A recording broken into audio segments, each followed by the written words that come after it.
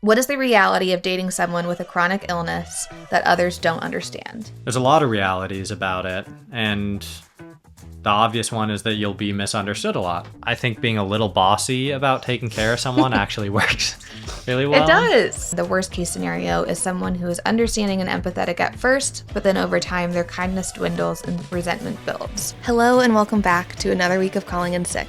I'm your host, Alex Voldeson. I cannot believe we're in 2025. This feels bizarre. I don't know how fast time goes. Like, I think after you turn 27, 28, time all of a sudden speeds up to like 2x. And I'm sure the older I get, the faster that'll go. If you can't tell, I had IVIG this week. I'm in the middle of my sessions. Today is dose 3. The brain is having a hard time stringing the words together. I'm doing the magic minds thing. I'm doing the coffee thing. I'm doubling down on everything thing. 1 + 1 does not equal 2 right now.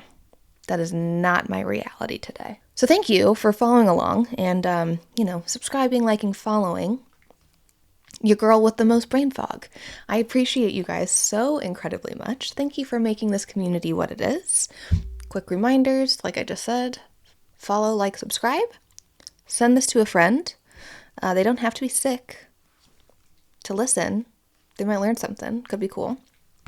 And if you are so inclined, please join our group chat on Instagram. It is super fun. Everyone kind of shares their highs and lows. We do challenges together. It's a great little group of people all trying to feel a little bit better. And you do not need a diagnosis to join, nor do you really need to be chronically ill. You could just be feeling like shit every single day. So this is for you if you are struggling. Come join us. We're all in this boat together. So I feel like I have a lot to catch you guys up on. I went on vacation with Cooper and the dogs. We went to Miami for a few days to celebrate our 5-year wedding anniversary. It was lovely. We had a great time.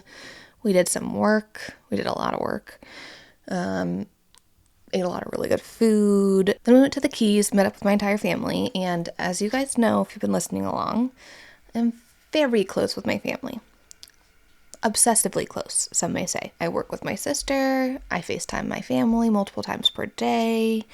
So it was a dream come true to be able to all be under one roof in the morning, wake up, go to the kitchen, everyone be there together. My heart was so full. It felt like being like growing up again, but 20 times better because I'm an adult and I could play with my niece and nephew who are little babies, and I had my spouse. Just everything was better.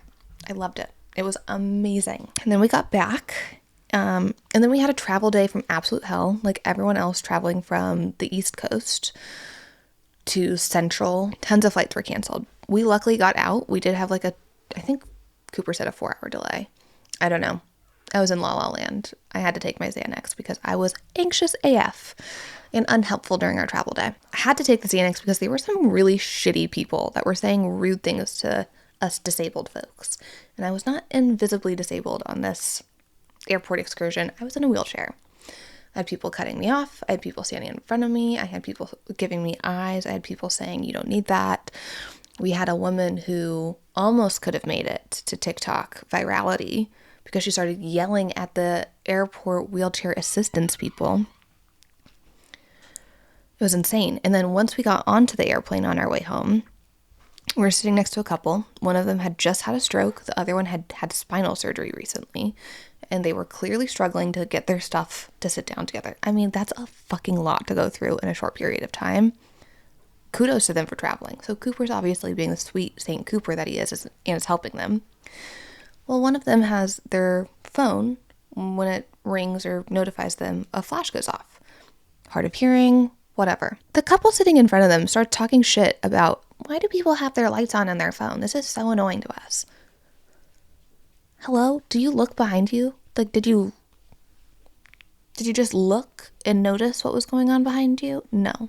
I mean, they did. They did look, and they still decided to say that, which is why I have chalked them up to being in Alex's asshole category, not Alex's nice list category. The flight attendants were also super cranky. I don't know. It was a bad travel day. It was a bad travel day to be a sick chick. But once we got home, and I'd been complaining about it enough to my family, my mom found something epic, and it's called the Sunflower Project, I believe. And it's a awesome company that sells these lanyards and little things that you can put on yourself or your baggage that subtly indicate to airport staff and hotel staff that you have an invisible illness and that you might need some extra time or patience. I am so excited. I just emailed them. Hopefully we can do something together and bring some awareness to it, because that sounds kind of life-changing. So stay tuned. And if you've used the Sunflower Project before, please comment and let us know your experience. I'm very intrigued because I think that's a wonderful solution for all of us. Can't believe that it hasn't been here for longer. But I feel that way about so many disabled tools that come out. And I'm like, where was that my whole life? So thank you to those awesome people that are creating those companies. Y'all rock. And Alex's picks of the week. First ones of the new year. I've talked about it before. I'm going to talk about it again because one of my intentions for this next year is less caffeine. Cooper made the switch last year. I'm just a late bloomer, but I'm getting there. I have IVIG though today, and I'm not putting caffeine in my body because I'm about to go get 50 milligrams of IV Benadryl put in my body. So, sweet Cooper, would you like to take a Magic Mind shot with us today? Only fitting that Cooper's taking it today because this episode is all about dating and helping your partner out. What do you like about Magic Minds?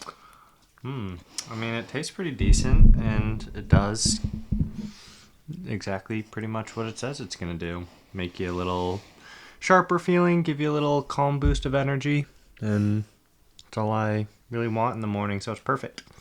Thanks. You heard it here from him first. So Magic Minds is great. It replaces the energy for the day, but without caffeine. You don't get the jitters. You have the clear focus that honestly sometimes a cup of coffee doesn't even give you. And it's just even steady. There's no peaks and valleys when you're taking Magic Mind. So it's great. Check the description below for a link and discount code. Give it a try this 2025. Maybe you'll be replacing your coffee with us with Magic Minds. My second Alex pick of the new year is Nuuds. Nuuds. It is a buttery soft PJ brand. I think they're expanding now. They have like jeans and puffers on their website. So I guess they're like Skims and everything brand now. But their OG PJs are so incredibly soft. There's no tag on the PJs, which is incredible if you have hypersensitive skin, aka you're chronically ill, and if you have night sweats, aka you're chronically ill. I usually have to like change my clothes at least once throughout the night because I wake up dripping in sweat. Have not had to do that since wearing these. So I have 2 sets right now. I will be buying more this week because they are so life-changing. Now I am adding something to this segment, and it's called Alex Doesn't Pick, and it's the things that I don't love. First one is going to be mouth tape. So if you can't tell, sleep hygiene is my focus for January. I'm trying to change the caffeine formulation in my life. I'm trying to upgrade the pajamas, see if that helps.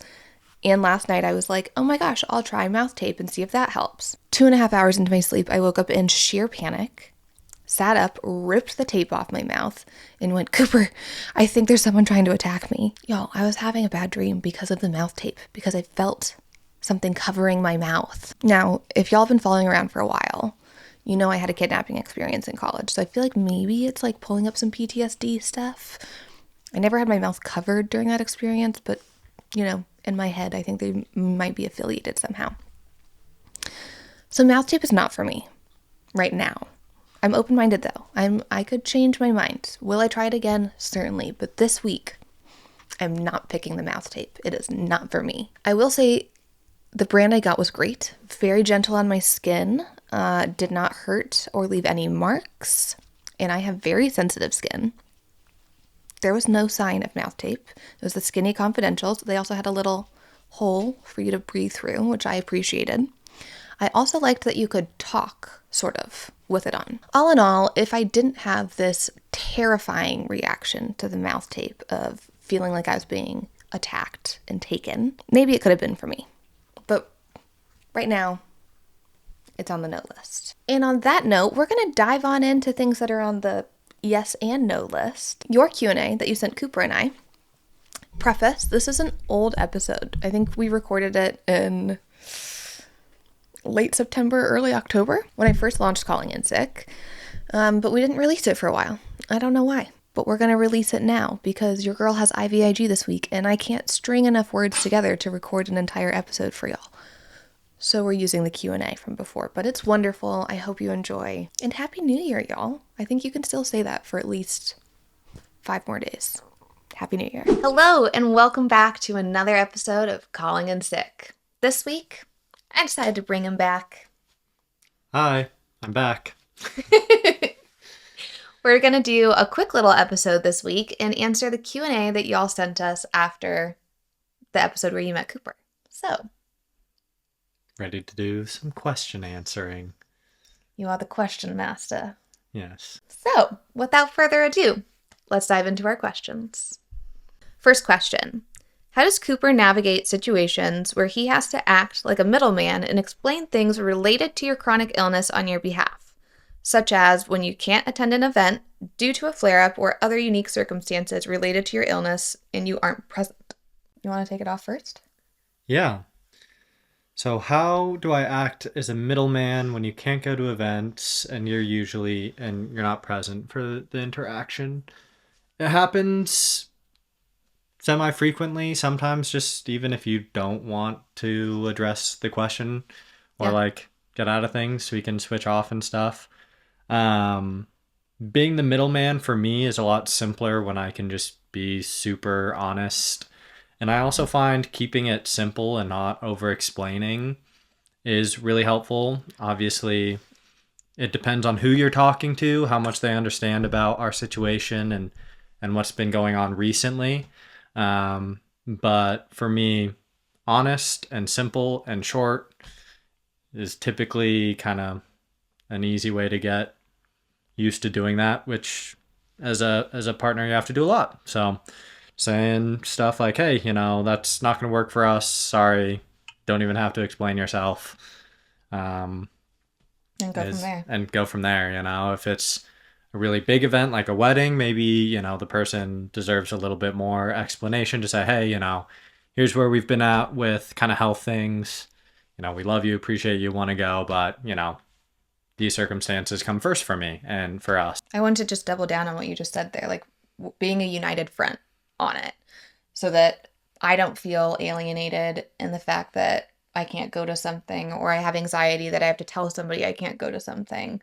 And you already know that, and you kind of take that on with me, I would say. Yeah, and we just try to be quickly upfront about it. Don't beat around the bush. Don't make them wait and wonder. I think it's best to just be straightforward. As early as you can too. Yeah, because then you're more reliable, and I think they appreciate transparency. And Alex always does something sweet in those bigger situations, like a wedding or something. She'll send a bottle of champagne if she can, or write a card, some way to somehow still be a little involved and just make them still feel acknowledged and celebrated, even if we can't be there.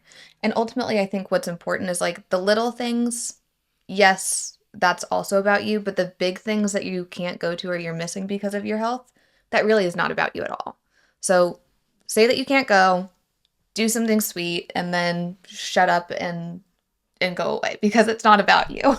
Yeah. And for casual stuff, I'd say, you don't even always need to explain yourself. Just quick, hey, that's not going to work. But I hope that answers the question. I would say at the beginning, this was a lot harder, especially for me. I felt like I needed to over-explain everything, and that if I didn't over-explain, people wouldn't maybe believe me that I wasn't feeling well enough. And as I've gotten older and just more used to this kind of roller coaster that we live on, it's gotten a lot easier to not carry that guilt or feel like I owe anyone an explanation. Yeah. And can just kind of cut it off and say, hey, I can't make it. I'm having a high symptoms day, instead of explaining what those high symptoms are, because no one needs to know that.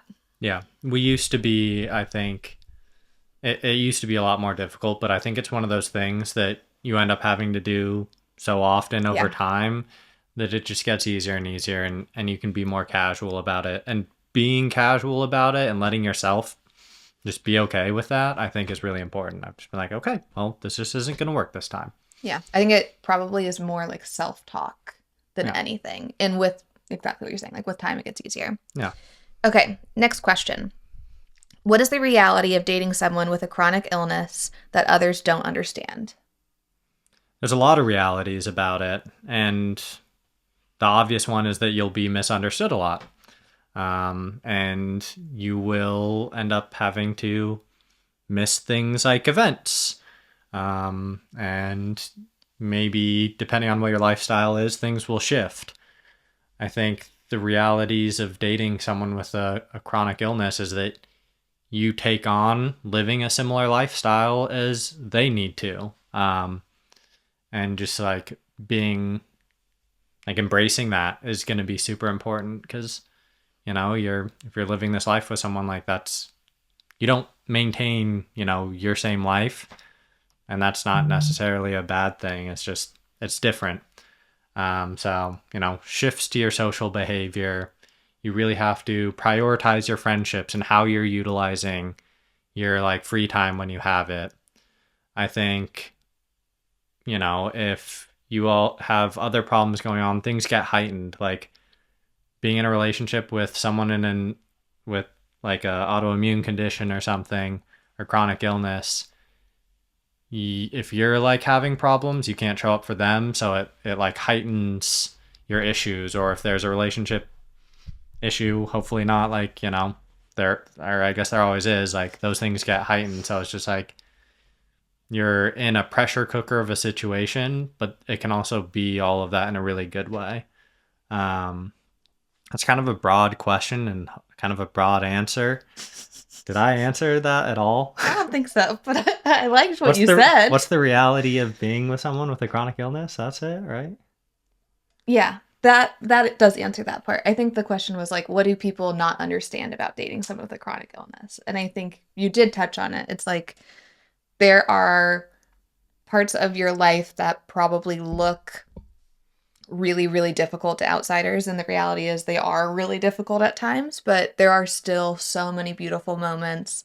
And I would say that you kind of accelerate a relationship pretty quickly living with a chronic illness because you have to face a lot of hardships that most couples don't face until much later on in life. Yeah, that's true. And there's other parts too, just to kind of build off that like you wouldn't see that's a reality of being with someone with a chronic illness. Like you learn how to like take care of someone and like plan med schedules and do research about their conditions and like treatments, and you're like, get a college minor in In medicine a little bit. And I think you also pick up on your partner's signals a lot more. yeah.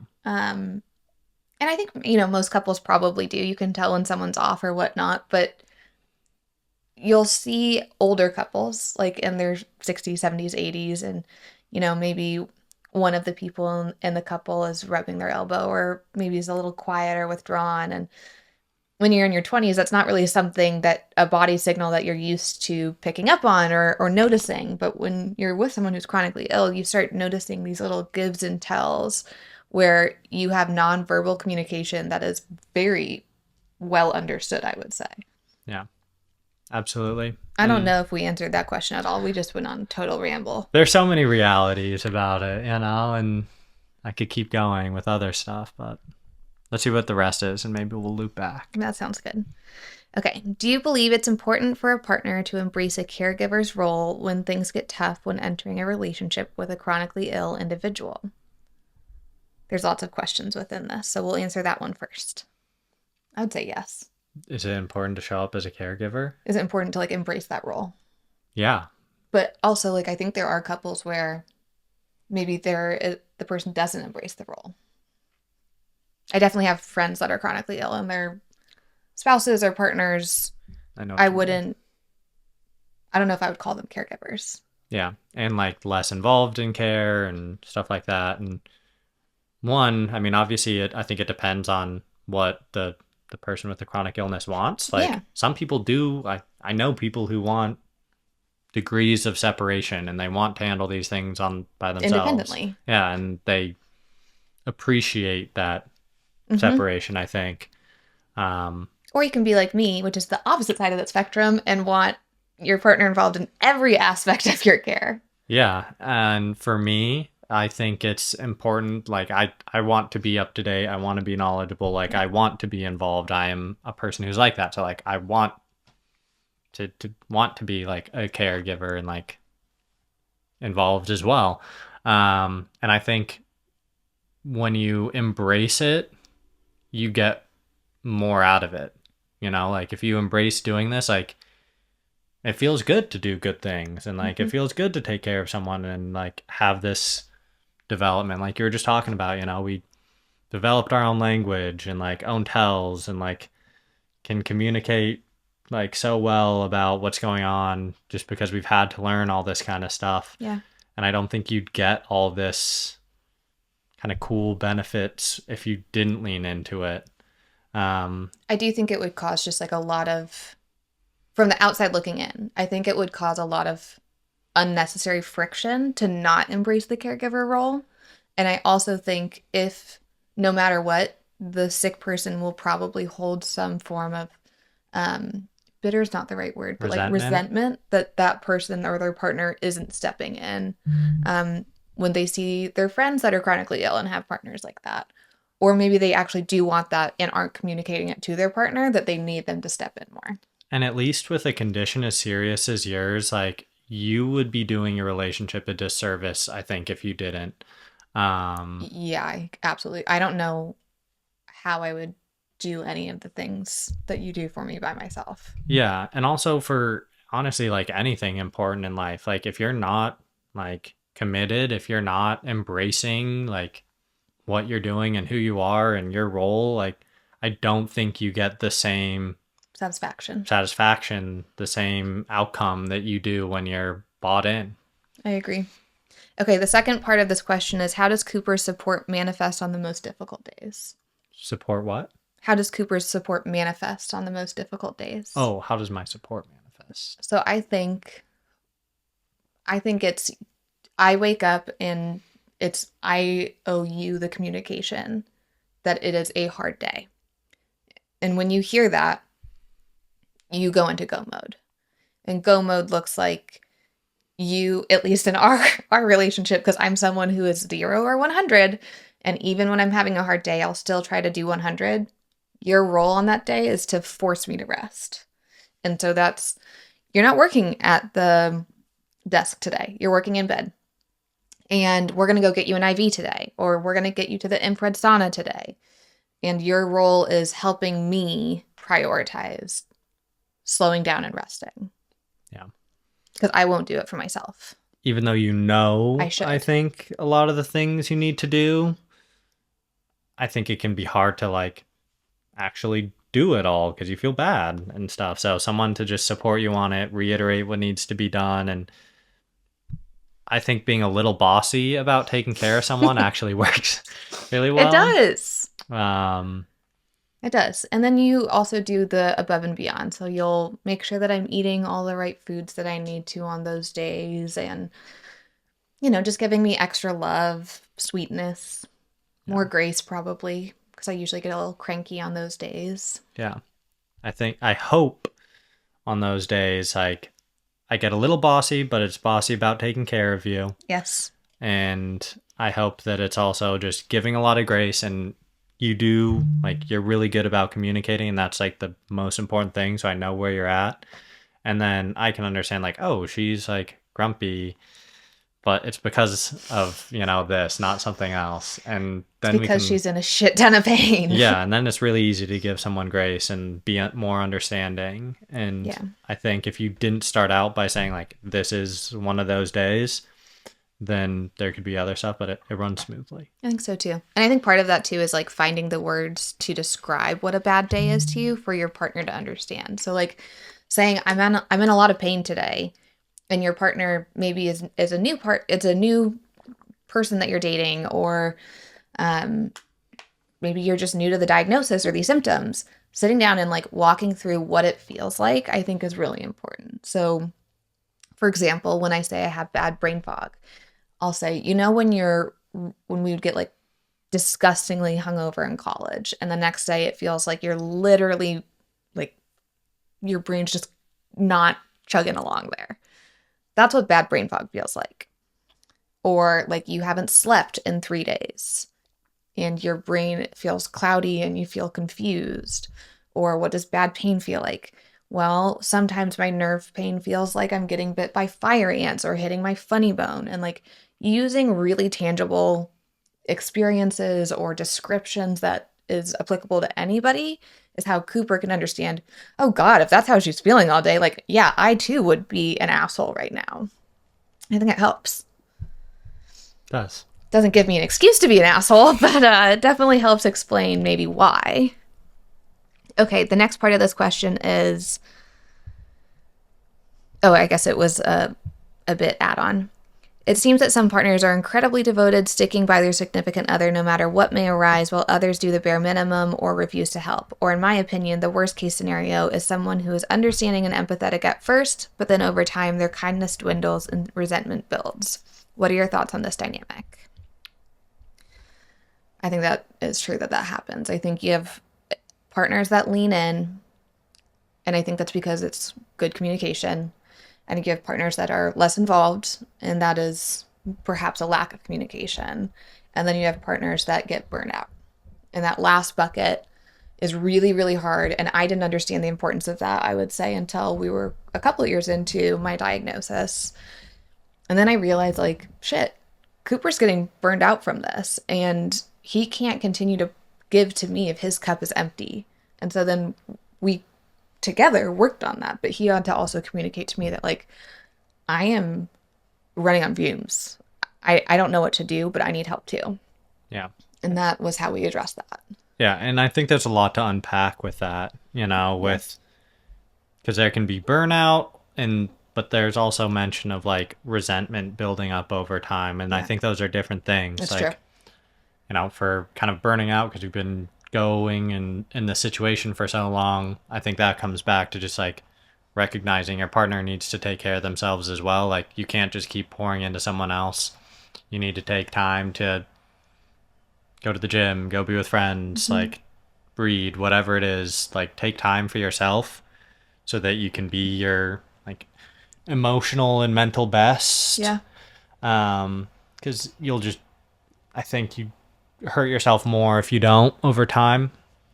And I think resentment over time builds up for other reasons. What do you think causes resentment to build up the most? Is it like a person being ungrateful? That can be one.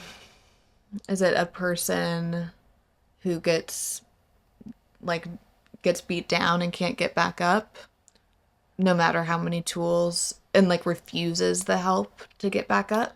Yeah, that's why I think there's a lot to unpack with that, because those are just a couple good examples where it's like, okay, well, if you're not being grateful, like this is a lot. Like most people don't, just sign up for this kind of stuff. So like being really intentionally thankful for someone who's working really hard, I think goes a long way.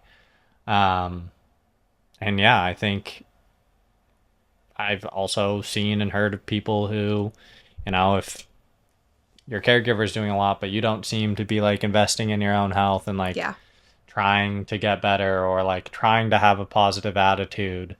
It's like, okay, well, why am I, the only one putting in effort? I think you both have to be working at a goal. Yeah. And, there's so many other things down that line where it's, are you also supporting, your partner to do other stuff? I just think there's a lot with that question. I'd love to be more specific about it because, I think it can be easy for resentment to build up over time for a lot of reasons. So it's important to get ahead of those situations on both sides of things where it's like, if you can tell someone's frustrated, talk about it. You should talk about it early on because, that building up over time would be really destructive. And I know it happens, and I've felt that way before. And we've gotten through it because in our experience, it's been like, okay, like, can you, be a little more grateful when I'm doing all these things. I can just explain, this is what I am, doing for you or putting off for this, and you've been always really receptive of that. And when I wasn't taking care of myself and I was getting burned out, similarly, like you specifically helped me pay more attention to myself and like encouraged me to do things that would be more self-care related and stuff like that. So Yeah. And I want to even like double click on that even more of like why this is such a like big important question is I think one partner can start building resent and the other partner can get eaten alive by feeling like a burden. And so the only way through both of those things is talking and being really, really vulnerable and honest about how you're feeling because we've both sat in those shoes before and you can get out of that space, but you have to and you owe it to yourselves to open that conversation up so you can move through it because you don't have to sit in that space forever. yeah. And it's absolutely normal and okay to hit both of those bumps. But that's kind of what partnership is. It's like leaning on each other in the good and the bad. And both people are going to have to work on things. And there can be like a ton of different solutions. Like maybe you're starting to feel resentful because you're doing, more of the house chores. Mm-hmm. It's like a, common example. I feel like, okay, so Yes. maybe you can like hire a maid or something for the week. And, there's just all these different solutions depending on what's causing that. Hopefully, do these relationships the key. Like we've said a dozen times, is like communication about it. And I think sometimes too, like that's such a good point, like doing the housework, not being able to do the housework. I think that when there's been times where like I felt like a burden that I couldn't do that, and then you've been like, man, I've really been doing a lot right now, but then we talk about it and then we realize like, oh, physically Cooper's doing a lot of the housekeeping things, but maybe I'm doing other things that he wasn't aware of that I was doing to keep the house moving and going. And then that kind of conversation line, I think, gives you the relief of like, oh, okay, there is some split here that's happening. And it gives me the relief of like, I am contributing to this family. Yeah, like you in those situations, this is a real example. Like you do a lot more of like our online life management of like our finances and investments and budgeting and cancel and manage subscriptions and all that kind of stuff. you have a Knox hair. Oh yeah, that would have been a hairball. And I groom him. What would you do without me? Have Knox hairs all over your face, apparently. Okay. I think we've answered that one. Yeah. Oh, I wrote down a note that was kind of cute for that answer, for that question. What is it? We watched Bridgerton over the summer, or the Queen, her like spin-off of Bridgerton. And there was this really great episode in there where it's her and George and they're laying underneath the bed. And George has all these kind of like burdens of the brain, if you will. And he is crying and sad. And he says, I'm just half a human. And the Queen says, you're half a human, but together we make a whole person. And you're just George and I'm just me. And I feel like that is just so true in all relationships, but especially if you're chronically ill, where you can feel like you are not 100% a whole person anymore, or that you can't be. But when you're together, my 30% plus your 70% in one given day still equals 100%. And that's how you get through life together. And that can oscillate back and forth. Yeah. What's that like concept that, things working together are greater than the sum of their parts? Yeah. Okay.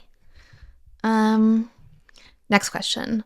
What do you think are green and red flags in finding the right person as someone who is immunocompromised? And Cooper, can you please answer this question too? Because you are a man of wisdom and can probably give a good man's perspective on this one. That is precious. You want to go first? Yeah. I think some green flags are someone that is curious. And so they're not, even if it's not at first, like they can be spooked off about your illness at first because this shit is scary. But as long as they remain curious and open-minded, that's a green flag. If they can give you the love language and the support that you need, that's a green flag. And if they can have an open line of communication with their own feelings, that's a green flag. I think a great green flag is someone that can also be your protector, not just your caregiver. So I think there's been plenty of times where I've been so distraught and hurt by outsiders' opinions on my health. And you have not only been my emotional rock during those times, but you've also been my voice and stood up for me during those times when I couldn't myself. And so I think that's like a huge green flag, because that situation is definitely not unique to just me or just us. I think I've heard every chronically ill person explain some situation where, others say stupid, hurtful shit, and then if your partner can stand up for you, that's pretty epic. Yeah. Wow. That's sweet. I know. Some green flags for dating someone who's chronically ill that come to mind. I'm beating this one to death, but a good communicator, like someone who's upfront about what they're feeling and can communicate their emotions and their feelings and their situation clearly, has been one of the most important things for our relationship. And you're really good at that. That's a huge green flag. I think someone who wants to like be positive is a green flag. Like, I know this can get difficult and you can get sad, but someone who comes back to like looking for joy in life is super important. So like having that mentality, I think, is a green light. Something that I think's been really important for us is you are like continuously pursuing your purpose, and like you have a purpose and you use that to like benefit others, and like you going through your life doing that is, I think, really important. If you were, I know people have limitations and you're not able to do everything that you may want to or think you could before all this kind of happened, but to just see you maintain your pursuits and like enthusiasm and interests and all that, I think is really important for us and our relationship. It's like, I think if you just wallowed in like your unhappiness and the difficulty of the situation, it would be really hard for both of us. I think so too. The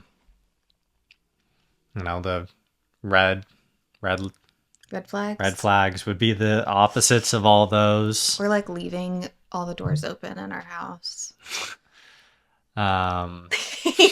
That's Cooper's beige flag. Yeah. I think, do you have others that come to mind? I think green flags are also like being able to be there for each other through the thick and the thin. Like, even when I haven't been positive or haven't pursued my passions or happiness in, like, I've been super open about this. I struggle with depression heavily, and it can be days, weeks, months long. And a green flag is someone that sees you still through all of that. Yeah. And doesn't like it, and meets you where you are, I should say, because there's time and a place to make changes and to get up and to go. And then there's also times to just like respect the hurt or the sad or the grieving process or the depression even, and sit in it and move through it. Yeah, absolutely. And that goes both sides for sure. Yeah. And I think that triggers another one for me, is just someone who, a green flag is someone who's really like authentically themselves. I think it really, any airs or something are going to come down eventually. I think in these situations, like I said, it's kind of a pressure cooker, and it kind of strips you down to, like who you really are. Who you are really. You get shown out for who you are quickly, I think, in difficult situations.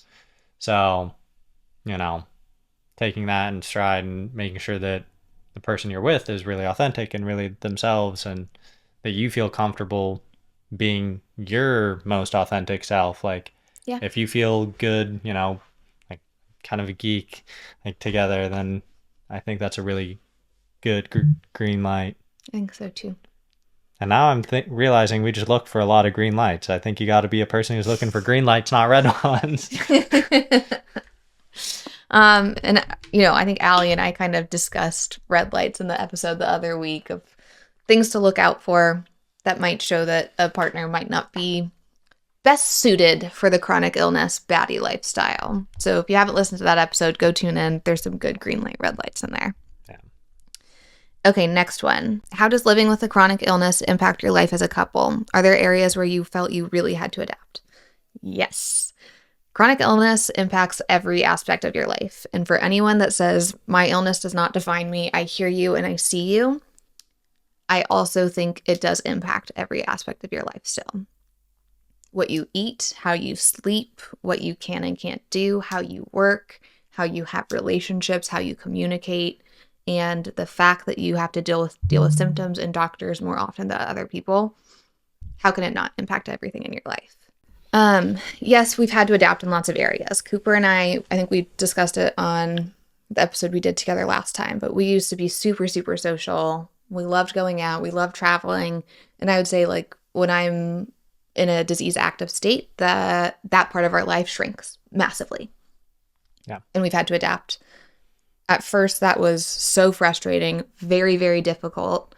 Felt like we had FOMO all the time. We felt like we were disappointing our friends and family all the time. I'd say now, probably get bummed when we can't do something, but it doesn't eat us alive. And we pivot by doing creative, fun things, and we make our own fun now. Yeah, I would say it's impacted everything, and I see things, and I think we both do, as like seasons now, like seasons in our life. And, to like continue the metaphor, you really appreciate like different times a year, depending on what's going on. Like, the summer was super hot in Texas, and like it's starting to cool off and like lead into fall. And now we really appreciate like a crisp day. So it's like, it does impact every part of your life, and like it's changed every part of our life. Yeah. There's still a ton of the things that have carried through, and the ones that are really great, we are more appreciative of, and the things that have become more difficult, you just take in stride. Yeah. I agree with that completely. Let's do this one as our last one. How do you manage misunderstandings about chronic illness with people who don't grasp its impact on Alex's life? And how often does this happen? Oh, God, all the time. Yeah. From bosses, coworkers, family, friends. I struggle with this a lot still. I think when people haven't experienced directly any kind of health hiccup, it's really, really hard to understand, honestly. And I wish that it wasn't that way. I wish people could look at us and spend time with us and go, oh God, like that's a lot. Like, kudos to them for getting through this. But I think there's a lot of people that, despite the countless conversations or educational content I'll put out on social media, still do not understand that from one day I might be feeling totally fine, and by the next day I might be in the hospital. And it literally changes that fast. Yeah. And then I think, with my priority being you first, there's a lot of people who don't, like my bosses and stuff, who just won't understand, even if it, the situation is clearly explained multiple times. It's like, God, this is tough. I don't even know what to say. It sucks. It really, I think it's probably the hardest one. It's one of the hardest parts about being sick. I think this is probably one of the continuing hardest parts. And I don't really know how to make it better. I think you get better at dealing with these situations, and, you just steer your life in a way that, that's all you can do. You get yourself in the best situation as possible, so you have to deal with that as little as possible, but it still comes up all the time. You learn and things suck. Oh my God. No, things don't suck. Sometimes they suck. But the people that suck are probably not your people, to be candid. And the family and the close friends that don't get it, they're just honestly, they just might not get it. And you can either remain very resentful of that and want to cut them out, and you have every right to, or you can say, they're not going to understand it. I'm done educating, and I'm not going to take that pain when they don't understand it on anymore. Yeah, I think a lot of it just comes back to you, like, it's going to happen, so how much are you going to let it affect you? I think you have to develop a little bit of a thick skin, and like as Yeah. much as you can, that will really benefit you, and just try to not take things personally and recognize people aren't going to, you know, Always understand. always understand, and you're going to have to just be okay with that. And you want to, because when you hold on to all that frustration, it tears you down. It's like why people apologies and stuff like that. Like it can, you want to accept it because you want to feel better. Like Yeah. it's about you feeling as good as you can. I fully agree with that. Okay, let's see if there's any other ones and then we'll wrap. Last question. How can we better navigate the challenges of meeting new people who are more accommodating and understanding of your situation? I think it's being open. The more we've talked and just told people our situation, people either go, oh, okay, and kind of float away, or they go lean in and they're like, oh, let's have a stay in and watch a movie night together, or I don't know, XYZ, things of that nature. I just said a bunch of nonsense words. People either lean in or they don't, but the more open you are about your health and your situation, the easier it is to see if that person is going to be like a good new friend or not. Well, and I think when I reflect on this last year, a lot of our like best friends now we've met in kind of unconventional ways. Yeah. And we went through a lot of friend kind of Breakups. breakups or friends just like couldn't stay as close because of our situation. So it's just, I think you have to be open to making friends when you see one. Like, one of my best friends now is one of your coworkers. Yeah. Who was just being really curious and supportive for me at work. Was curious and supportive of you at work and was helping you out. And we're going to have like one dinner together and kind of got along. And it was just like being nice to you and helping you get to work and stuff like that. Whereas like, oh, like that resonates with me. And seeing that kind of behavior, I think was just like, okay, I want to be friends with this person. And now he's one of my best friends. Yeah.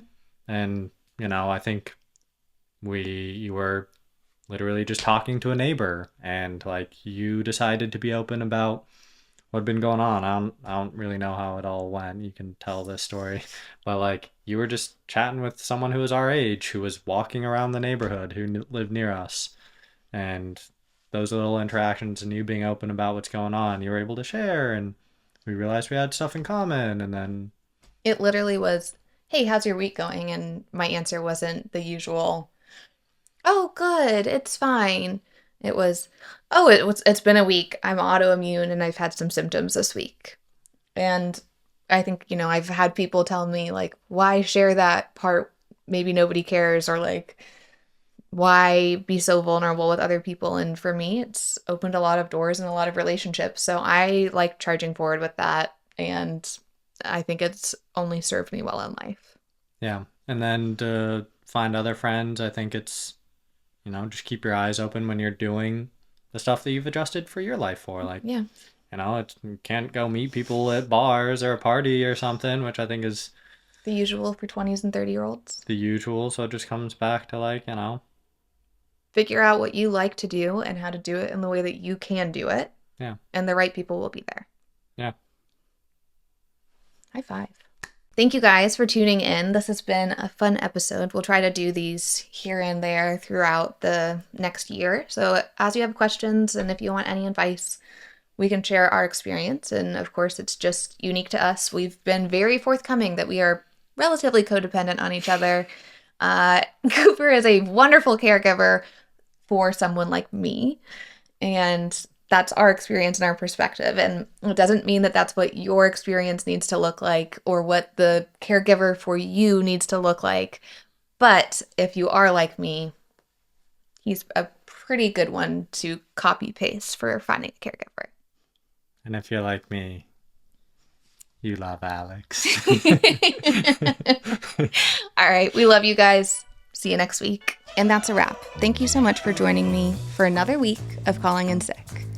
As a reminder, I would love for y'all to like, follow, subscribe, save, share with a friend, do all of the things.